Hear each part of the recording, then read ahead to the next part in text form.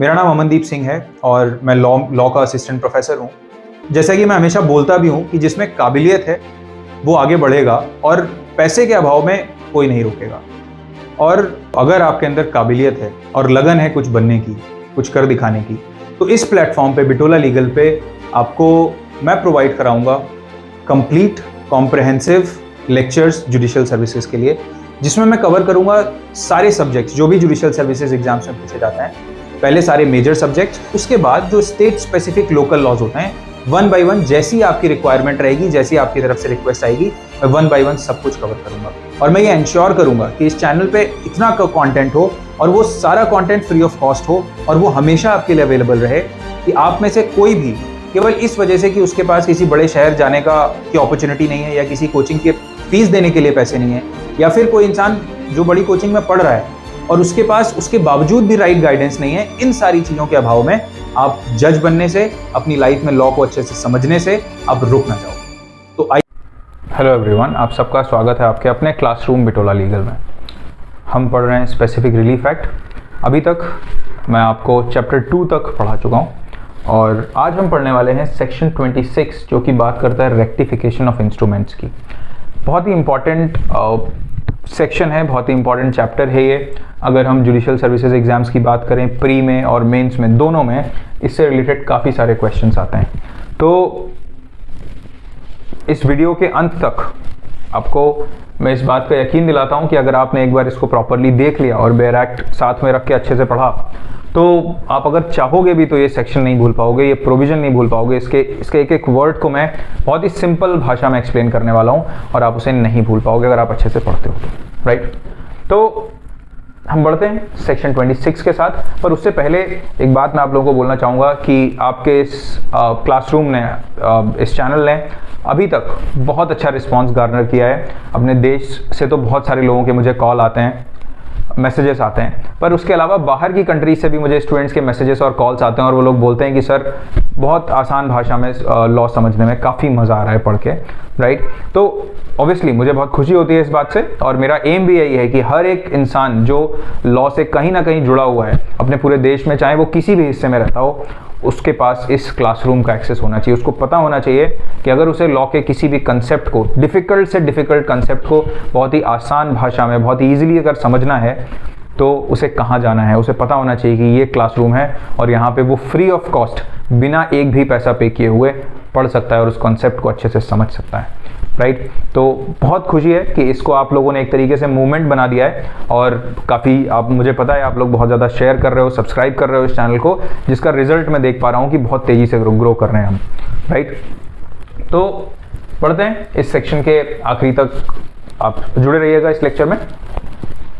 तो देखिए सेक्शन 26 क्या बात कर रहा है। इट सेज व्हेन इंस्ट्रूमेंट में बी रेक्टिफाइड, कि किसी इंस्ट्रूमेंट को, इंस्ट्रूमेंट मतलब एक तरह का डॉक्यूमेंट, राइट, कि कभी सेक्शन 26 कहता है कि कब एक इंस्ट्रूमेंट को रेक्टिफाई किया जा सकता है। रेक्टिफाई का मतलब करेक्ट किया जा सकता है।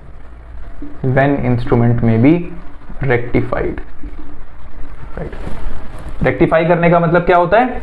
करेक्ट करना, राइट। अगर किसी चीज में प्रॉब्लम है तो उसको आप क्या बोलते हो? हम इसे रेक्टिफाई कर रहे हैं, मतलब हम इस प्रॉब्लम को दूर कर रहे हैं, उस प्रॉब्लम को करेक्ट कर रहे हैं, राइट। तो अब ये इंस्ट्रूमेंट्स के साथ कब होता है? तो देखिए सेक्शन 26 बात करता है when through fraud or a mutual mistake of the parties a contract or other instrument in writing not being the articles of association of company to which the Companies Act 1956 applies does not express their real intention। देखते हैं किस वजह से, अगर fraud के कारण या फिर म्यूचुअल मिस्टेक के कारण।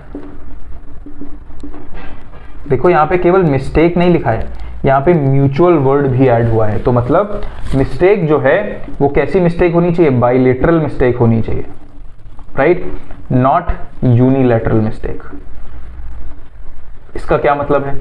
इसका मतलब यह है कि अगर ए एंड बी दो लोग हैं किसी पर्टिकुलर कॉन्ट्रैक्ट में, केवल ए की कोई गलती है, राइट, ए कुछ और चाह रहा था, राइट, ए और बी के बीच में ये अंडरस्टैंडिंग थी कि भाई ए जो है बी को इतना पैसा देगा और बी ए को इतना पैसा, बी ए को अपनी प्रॉपर्टी देगा, पर ए के दिमाग में कुछ और ही आइडियाज चल रहे थे कि वो पैसा कैश से देगा, ऐसे देगा। तो इस तरह की अगर केवल जो मिस्टेक अगर ए के हिसाब से ही थी, अगर ए के माइंड में ही थी, तो ये क्या हुआ, ए की यूनिलेटरल मिस्टेक हो गई।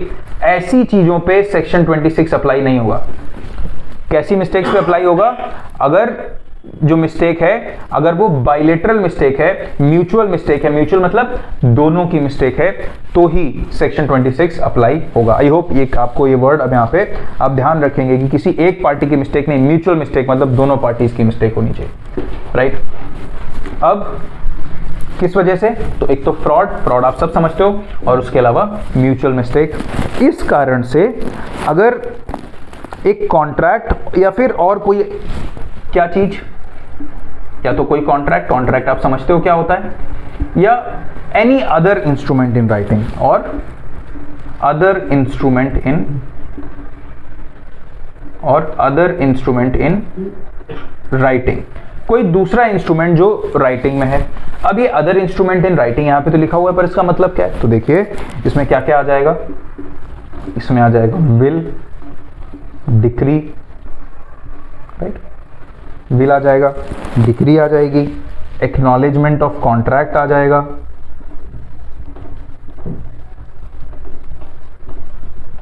राइट। एक्नॉलेजमेंट ऑफ कॉन्ट्रैक्ट हमने पढ़ा था लिमिटेशन एक्ट में, एक्नॉलेजमेंट ऑफ कॉन्ट्रैक्ट अगर आ जाएगा। उसके अलावा अवार्ड आ जाएगा,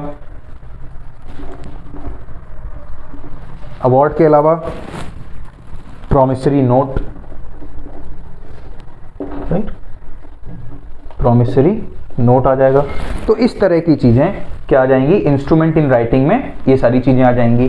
तो अगर एक पार्टी के फ्रॉड के कारण या दोनों पार्टीज की मिस्टेक के कारण, म्यूचुअल मिस्टेक के कारण कोई कॉन्ट्रैक्ट या कोई और इंस्ट्रूमेंट जो राइटिंग में है वो क्या करता है, वो that does not expresses there real intention, मतलब जो रियल इंटेंशन है पार्टीज की वो नहीं रिफ्लेक्ट करता। तो उस केस में क्या किया जा सकता है, अब रियल इंटेंशन कैसे नहीं रिफ्लेक्ट करता, हम इसको एक एग्जांपल के थ्रू समझ लेते हैं, फिर आगे चलेंगे। पर देखिए एक चीज यहां पे ध्यान रखिए कि अदर इंस्ट्रूमेंट्स इन राइटिंग में ये सारी चीजें तो आएंगी, पर क्या नहीं आएगा, AOA, राइट। AOA क्या है, articles of association. Articles of association क्या होता है, कंपनीज एक्ट में आर्टिकल्स ऑफ एसोसिएशन और मेमोरेंडम ऑफ एसोसिएशन होता है। आर्टिकल्स ऑफ एसोसिएशन बेसिकली किसी कंपनी में जब कोई मीटिंग्स होंगी या कंपनी किस तरह से फंक्शन करेगी, उसका जो डे टू डे प्रोसीजर होता है कंपनी का, वो आर्टिकल्स ऑफ एसोसिएशन के तहत लिखा जाता है, राइट।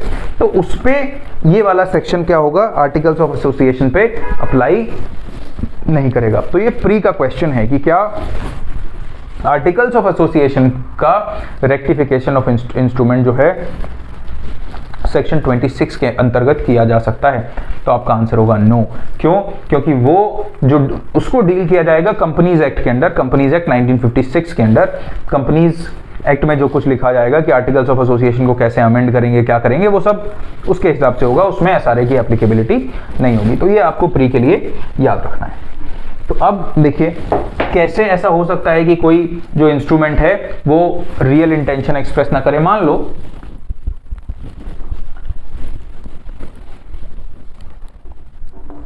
एक का नाम है अलिफ और दूसरे इंसान का नाम है लैला, राइट। तो ये अलिफ और लैला के बीच में एक कॉन्ट्रैक्ट हुआ। कॉन्ट्रैक्ट क्या हुआ, कॉन्ट्रैक्ट ये हुआ कि जो अलिफ है वो लैला को, अलिफ के पास ये 3 बंगलोज थे, राइट, और इस हर एक बंगले से 3 शॉप्स लगी हुई थी, ठीक। ऐसे ही इस बंगले के पास भी 3 शॉप्स थी, ठीक है, और इसके पास भी 3 शॉप्स इस तरह से थी। तो अलिफ और लैला के बीच में अंडरस्टैंडिंग क्या थी, अंडरस्टैंडिंग ये थी कि लैला जो है वो अलिफ से ये वाला शॉप जो है, वो ये वाला जो बंगलो है वो खरीदेगा।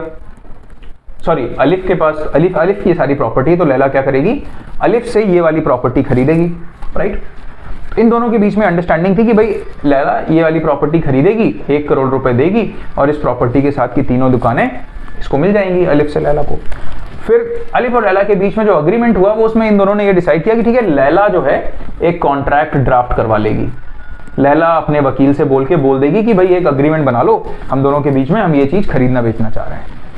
अब उस केस में क्या हुआ, लैला ने दिमाग लगा दिया, अलिफ ने ज़्यादा ध्यान नहीं दिया। लैला ने क्या किया, इसको बोला कि ठीक है मैं ये वाला ले लूंगी, तो इसका मतलब जब ये लेगी तो 3 दुकानें और ये घर। पर कॉन्ट्रैक्ट में एक्चुअली क्या लिखा था, कॉन्ट्रैक्ट में लिखा था कि तीनों चीजें जो लैला है वो अलिफ से ले लेगी। अलिफ लैला को तीनों चीजें बेचेगा कितने रुपए में, 1 करोड़ रुपए में। अब यहाँ पे तो लैला ने खेल कर दिया अलिफ के साथ। अब अलिफ के पास क्या रेमेडी है, अलिफ ने मना कर दिया। अलिफ ने बोला कि भाई हमारा तो ये कॉन्ट्रैक्ट था ही नहीं, हमारा कॉन्ट्रैक्ट केवल इस चीज का था, ये सब क्यों दूंगा मैं तुमको 1 करोड़ में।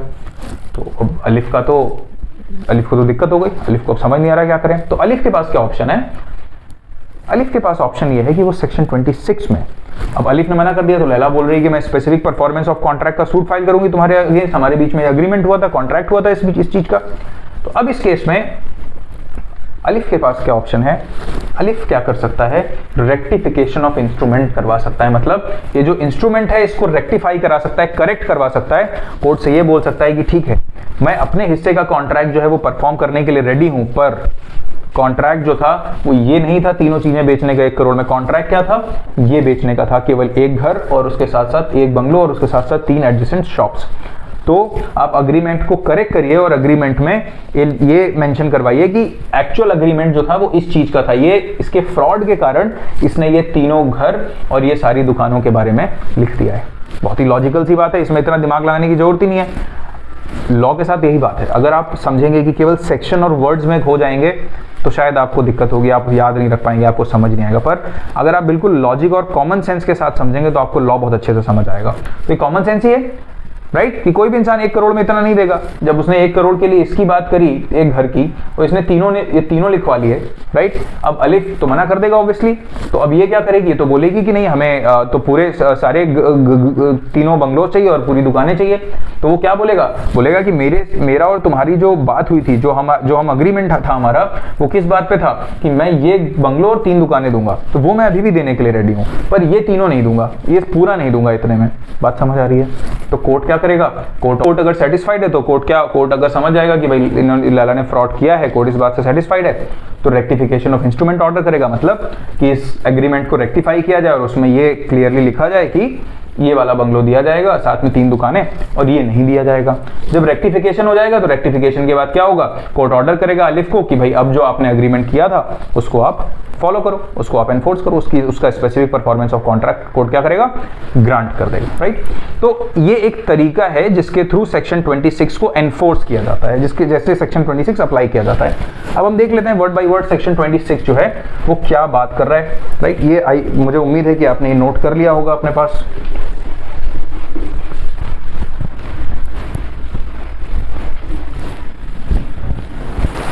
अब देखिए 26, तो अब क्या बोल रहा है, does not express their real intention, then कौन ये कर सकता है, ईदर पार्टी, कोई भी पार्टी, और उसका क्या, रिप्रेजेंटेटिव इन इंटरेस्ट, राइट। रिप्रेजेंटेटिव उसका लीगल हायर हो सकता है, राइट, एजेंट हो सकता है, कोई भी हो सकता है। तो वो पार्टी और लीगल रिप्रेजेंटेटिव,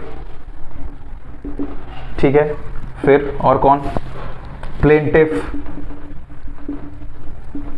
और सी बोल रहा है डिफेंडेंट, ठीक। तो ये तीनों में से कोई भी रेक्टिफिकेशन के लिए सूट फाइल कर सकते हैं। सूट फॉर रेक्टिफिकेशन कौन फाइल कर सकता है, इन तीनों में से कोई भी पार्टी जो कॉन्ट्रैक्ट की है वो सूट फाइल कर सकती है कि आप इस कॉन्ट्रैक्ट को रेक्टिफाई करो, इंस्ट्रूमेंट को रेक्टिफाई करो। या फिर प्लेंटिफ, मान लो प्लेंटिफ ने क्या किया है, एक स्पेसिफिक परफॉर्मेंस ऑफ कॉन्ट्रैक्ट का सूट फाइल किया है कि मुझे ये कॉन्ट्रैक्ट एनफोर्स करवाइए आप, राइट। अब मान लो इस केस में अलिफ बोलता कि मुझे ये कॉन्ट्रैक्ट एनफोर्स करना है, अलिफ तो ये जानता था, अब लैला बोल रही थी कि लैला टाल रही थी, तो अलिफ तो इसको लैला को बोलता कि आप कोर्ट में जाता और इसके खिलाफ बोलता कि इसको ये बोलो कि ये घर खरीदे और 1 करोड़ रुपए हमें दे, राइट। तो यहाँ पे प्लेंटिफ कौन होता? अलिफ होता। तो उसने किसके लिए फाइल किया? स्पेसिफिक परफॉर्मेंस ऑफ कॉन्ट्रैक्ट के लिए। और बाद में उसे समझ आया कि इसमें तो लैला ने खेल कर दिया, एक बंगलों की जगह 3 बंगलो ले लिए उसने 1 करोड़ रुपए में। तो अब ये क्या करेगा? स्पेसिफिक परफॉर्मेंस ऑफ कॉन्ट्रैक्ट का सूट तो इसने फाइल ही किया है, साथ में क्या बोलेगा? रेक्टिफिकेशन के लिए भी फाइल हो, रेक्टिफिकेशन की भी प्रेयर करेगा कि भाई ठीक है, स्पेसिफिक परफॉर्मेंस ऑफ कॉन्ट्रैक्ट करवाइए पर इसको रेक्टिफाई करवाइए, 3 बंगलों की नहीं 1 बंगलों की बात हुई थी। अब जो डिफेंडेंट कैसे फाइल कर सकता है? मान लो अब इस केस में क्या हुआ, लैला ने अलिफ को बोला कि आप ये अग्रीमेंट अपना एनफोर्स करो, ये हमारी जो बात हुई थी, हमारा जो कॉन्ट्रैक्ट हुआ था हमारे बीच में, उसके हिसाब से तुम मुझे ये बंगलो दो और ये पैसे लो। तो अलिफ ने बोला कि भाई अलिफ ने कॉन्ट्रैक्ट अच्छे से पढ़ा, अलिफ को रियलाइज हुआ कि यार ये तो 1 बंगलो की बात की थी मैंने 3 दुकानों की, इसने 3 बंगलो और सारी की सारी दुकानें ले ली इसमें। तो अलिफ ऑब्वियसली मना कर देगा कि नहीं, मैं स्पेसिफिक परफॉर्मेंस ऑफ कॉन्ट्रैक्ट नहीं करूंगा, मैं अपना पार्ट नहीं परफॉर्म करूंगा, तुमने फ्रॉड किया है। तो लैला क्या गई? लैला कोर्ट में चली गई। ठीक है, तो जो इंसान सूट फाइल करता है ऑब्वियसली वो प्लेंटिफ है।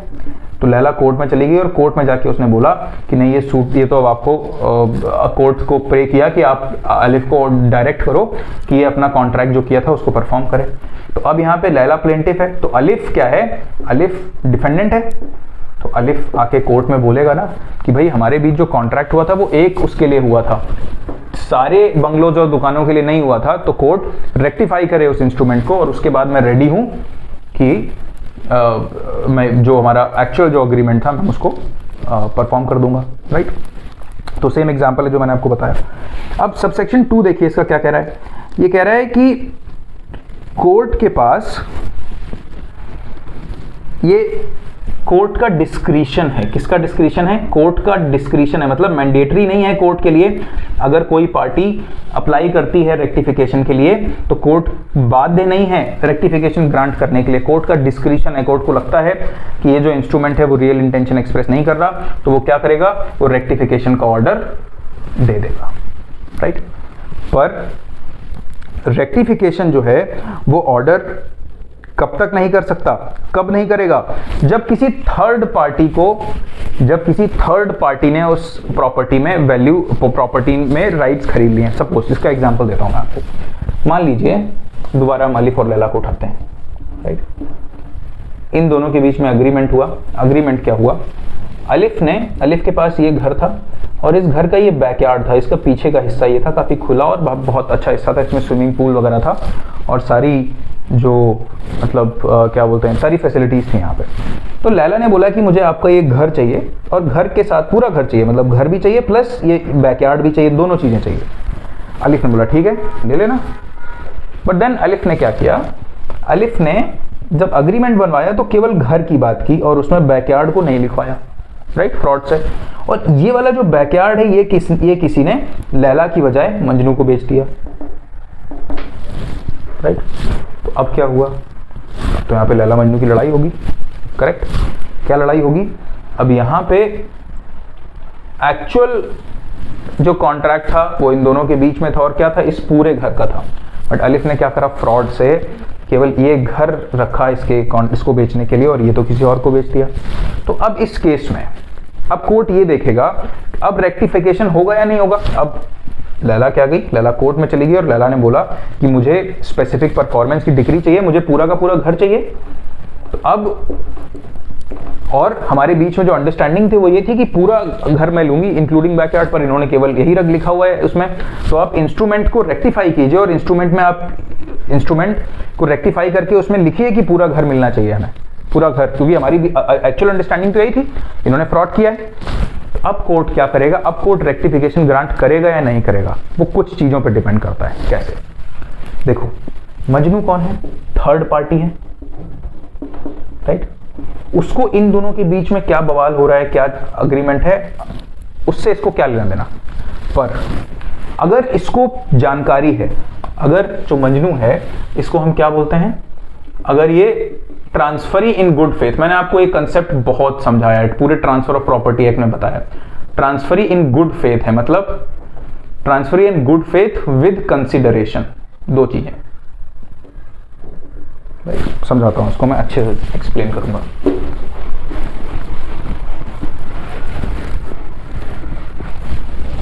Transferee in good faith with consideration, तो मतलब एक तो क्या होनी चाहिए, मजनू क्या होना चाहिए, गुड फेथ में काम करना चाहिए, और दूसरा कंसिडरेशन के साथ। मतलब अगर गुड फेथ का मतलब क्या है कि मजनू को पता ही नहीं था कि इन दोनों के बीच में, अलिफ और लैला के बीच में कोई कॉन्ट्रैक्ट है ऐसा जिसके तहत इन दोनों के बीच में ये अंडरस्टैंडिंग थी कि वो इसको मिलेगा। अगर उसे पता नहीं है, प्लस क्या किया है, इसने ये जो प्रॉपर्टी खरीदी है पैसे देके खरीदी है। मजनू ने अलिफ को पैसे दिए हैं, 5 लाख रुपए देके ये प्रॉपर्टी खरीदी है, फ्री में नहीं ली है, गिफ्ट नहीं किया है इसने। अगर ये दोनों कंडीशन सेटिस्फाई हो रही हैं, कौन सी, गुड फेथ प्लस कंसिडरेशन, तो उस केस में कोर्ट अब रेक्टिफिकेशन ग्रांट नहीं करेगा। क्यों? क्योंकि इसके जो राइट्स हैं, इसकी क्या गलती, इसको तो पता नहीं था कि क्या अग्रीमेंट है क्या कुछ है, तो इसको अब लॉस नहीं होना चाहिए। तो कोर्ट इसको, अब कोर्ट जो है वो लैला के फेवर में रेक्टिफिकेशन ग्रांट नहीं करेगा। और राइट, रेक्टिफिकेशन ग्रांट नहीं करेगा। पर रेक्टिफिकेशन कब ग्रांट कर सकता है, अगर इन दोनों के बीच में ये अंडरस्टैंडिंग है। अब किस केस में ग्रांट करेगा, मान लो मजनू को ये पता था कि ये इस तरह की अंडरस्टैंडिंग दोनों के बीच में है, फिर भी इसने खरीद लिया, तो ये जानबूझ के ऐसी हरकतें कर रहा है जानते हुए, तो इसको लॉस हो रहा है। तो इस केस में क्या होगा, रेक्टिफिकेशन ग्रांट कर देगा। तीसरी सिचुएशन क्या हो सकती है कि इसको पता नहीं था, मजनू को कोई आइडिया नहीं था कि इन दोनों के बीच में क्या अग्रीमेंट है इस प्रॉपर्टी को लेके, पर अलिफ ने क्या किया, अलिफ जो था वो मजनू का मामा लगता था, तो इस केस में इसने क्या किया, उसको गिफ्ट कर दिया। ये जो प्रॉपर्टी थी इसको गिफ्ट कर दी। तो गिफ्ट कर दिया तो क्या मतलब है, क्या तो क्या गिफ्ट में तो आप पैसे देते हो क्या? अगर आपको कोई गिफ्ट करता है तो आप उसको पैसे तो नहीं देते हो, फ्री में वो चीज़ आपको मिलती है। तो ऐसे केस में भले ही इसको पता ना हो इन दोनों के बारे में, बट फिर भी रेक्टिफिकेशन कर दिया जाएगा। राइट, तो रेक्टिफिकेशन कब नहीं किया जाएगा, जब थर्ड पार्टी के जो राइट्स हैं, और कौन सी थर्ड पार्टी कैसी होनी चाहिए, जो ट्रांसफरी इन गुड फेथ है, मतलब जो जिसने वो चीज गुड फेथ में खरीदी है, बिना इस नॉलेज की खरीदी है कि उस प्रॉपर्टी पे ऑलरेडी कोई एग्रीमेंट हो चुका है, और विद कंसिडरेशन खरीदी है, मतलब पैसा देके खरीदी है। तो ऐसे केसेस में रेक्टिफिकेशन ग्रांट नहीं किया जाएगा, क्योंकि इससे थर्ड पार्टी के राइट्स हैम्पर होंगे। अदरवाइज उन दो केसेस में अगर या तो गुड फेथ से नहीं खरीदी है या फिर गिफ्ट वगैरह है, ग्रेटिट्यूअस ट्रांसफर है, तो ऐसे केस में रेक्टिफिकेशन ग्रांट कर दिया जाएगा। Right, so this is section 26 subsection 2। अब थर्ड जो है इसका, वो क्या बोल रहा है, मैं ऑलरेडी एक्सप्लेन ही कर चुका हूँ। It says a contract in writing may first be rectified, and then if the party claiming rectification has so prayed in his pleading and the court thinks fit, may be specifically enforced। मतलब contract क्या कर सकता है, अब मान लो ये जो बंदी है, जो लैला है, ये रेक्टिफिकेशन के लिए डालती है सूट कोर्ट में, तो कोर्ट क्या करेगा, पहले रेक्टिफाई करेगा, और उसके बाद रेक्टिफाई करने के बाद फिर क्या करेगा, स्पेसिफिक परफॉर्मेंस ऑफ कॉन्ट्रैक्ट कर देगा। राइट, फोर्थ क्या बोल रहा है, फोर्थ बोल रहा है no relief for rectification of instrument shall be granted to any party under this section unless it has been specifically claimed. मतलब अगर किसी पार्टी ने रेक्टिफिकेशन मांगा नहीं है कोर्ट से, तो कोर्ट अपने आप नहीं देगा, क्या करना पड़ेगा, rectification must be claimed by a party. अगर कोई पार्टी चाहती है कि किसी इंस्ट्रूमेंट को रेक्टिफाई किया जाए, करेक्ट किया जाए, तो वो उसको क्लेम करना पड़ेगा, प्रे करना पड़ेगा कि कोर्ट के सामने कि आप प्लीज रेक्टिफिकेशन, कोर्ट के सामने प्रे करना पड़ेगा कि आप रेक्टिफिकेशन ग्रांट कर दो, रेक्टिफिकेशन कर दो इस इंस्ट्रूमेंट का। आई होप आपको यहाँ तक कंप्लीट क्लैरिटी आ गई होगी। अब फिर वही बात कर रहा है प्रोविजो में कि मान लो कोई सूट ऑलरेडी चल रहा है, suppose specific performance of contract का सूट चल रहा है, और पार्टी ने उसमें रेक्टिफिकेशन के लिए बात ही नहीं की है। मैंने आपको बताया था, इसको अलिफ को आइडिया ही नहीं है कि ऐसा अग्रीमेंट में हो गया है, वो तो बस इतना जानता है कि ये प्रॉपर्टी मुझे बेचनी है और इससे पैसा लेना है, तो उसने ये सूट फाइल कर दिया। अब जब उसने वो अग्रीमेंट ध्यान से, कोर्ट ने और उसके वकील ने उसका हाथ उसको बताया कि भाई इस अग्रीमेंट में तो ये लिखा हुआ है कि एक नहीं तीनों घर बिकेंगे, तो उस केस में क्या होगा, उस केस में ये क्या करेगा, अमेंडमेंट ऑफ प्लीडिंग करवा के, राइट, अमेंडमेंट ऑफ प्लीडिंग्स करवा के, ये मैंने आपको लास्ट लेक्चर्स में भी बताया, ऑर्डर 6 रूल 17 के अंतर्गत क्या रिलीफ मांगेगा, वो ये बोलेगा कि रेक्टिफिकेशन ऑफ इंस्ट्रूमेंट भी किया जाए, उस अग्रीमेंट को रेक्टिफाई किया जाए, और उसमें ये रेक्टिफाई करके उसका इफेक्ट ऐसा किया जाए जिससे कि ये क्लियर हो जाए कि केवल इस घर को और इन 3 दुकानों को बेचने की बात थी, बाकी को नहीं। तो ऐसे केस में कोर्ट क्या करेगा, अमेंडमेंट ऑफ प्लीडिंग्स अलाउ करेगा, और सामने वाली पार्टी को पहला जो फिर क्या करेगा, रेक्टिफिकेशन करेगा अग्रीमेंट जो भी कॉन्ट्रैक्ट है, एंड देन उसका स्पेसिफिक परफॉर्मेंस करेगा। तो ये है सेक्शन 26। मुझे उम्मीद है कि आपको सेक्शन 26 बहुत अच्छे से समझ आया होगा। मैंने बहुत आसान भाषा में इसका एक एक वर्ड एक्सप्लेन किया है, और अगर आपको कोई डाउट है या आपको कुछ सजेशन देना है तो आप जानते हो मैं ऑलमोस्ट हर कमेंट पे रिप्लाई करता हूँ। हो सकता है थोड़ा टाइम लग जाए, 1-2 दिन का समय लग सकता है क्योंकि मेरा शेड्यूल थोड़ा बिजी रहता है, पर रिप्लाई मैं ज़रूर करता हूँ। तो अगर आपको कोई डाउट है तो आप कमेंट में पूछ सकते हो। उसके अलावा मेरा नंबर हर लेक्चर के डिस्क्रिप्शन में रहता है, आप वहाँ पे मुझे मैसेज कर सकते हो, मैं उसमें भी रिप्लाई करता हूँ, राइट। और बहुत सारे स्टूडेंट से इंटरैक्ट भी करता हूँ मैं वहाँ पे। तो ये सारे प्लेटफॉर्म्स आपके लिए अवेलेबल हैं। उसके अलावा हमारा जो इंस्टाग्राम पेज है बिटोला लीगल, आप उस पर हमें फॉलो कीजिए और वहाँ पर भी आप मुझसे क्वेश्चंस पूछ सकते हो, मुझसे इंटरैक्ट कर सकते हो। मिलते हैं नए लेक्चर में, तब तक के लिए ध्यान रखिए। Thank you.